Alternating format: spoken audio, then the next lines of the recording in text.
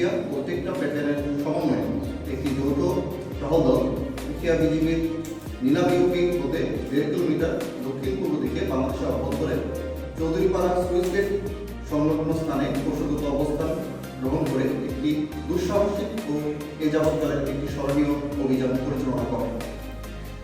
আনুমানিক রাত 1টার দিকে আনুমানিক 8 থেকে 10 জন সন্দেহভাজন ব্যক্তিকে মায়ানমার হতে বাংলাদেশের অভ্যন্তরে আসতে দেখতে বিজিবি টহল দল তাদেরকে চ্যালেঞ্জ করে।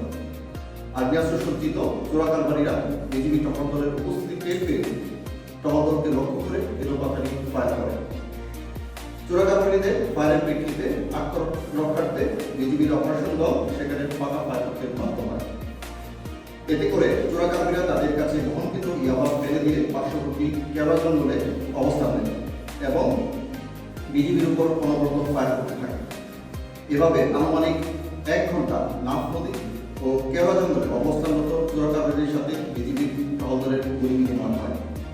বিজিবির সাহসিকতা, দক্ষতা ও তাৎক্ষণিক ব্যবস্থা গ্রহণের ফলে কয়েকজন চোরাকারবারী নাফ নদী হয়ে পিছু হতে বাধ্য হয়। পরবর্তীতে নাফ নদী ও তার সংলগ্ন গিরিবাঁধ এলাকায় তল্লাশি চালিয়ে বিজিবি অপারেশন দল 7,10,000 পিস ইয়াবা উদ্ধার করে, যা বিগত বছরের মধ্যে আইন শৃঙ্খলা বাহিনী কর্তৃক উদ্ধারিত ইয়াবার মধ্যে সর্বোচ্চ ইয়াবা উদ্ধারের ঘটনা। মাদক চোরাকারবারীদেরকে শনাক্ত করে তাদের গ্রেফতার করার জন্য বৈধ নজরদারি জোরদার করা হয়েছে এবং চোরাকারবারীদের সাথে সংশ্লিষ্ট সকলকে আইনের আওতায় আনার প্রচেষ্টা অব্যাহত রয়েছে। উদ্ধারিত ইয়াবা টেকনাফ মডেল থানায় হস্তান্তর এবং মামলার কার্যক্রম চলমান রয়েছে। উল্লেখ্য, বিজিবি শুধু সীমান্ত পাহাড়ে নয়, মাদক ও চোরা চালান প্রতিরোধেও সবসময় কঠোর অবস্থান নিয়ে কাজ করেছে এবং ভবিষ্যতেও এই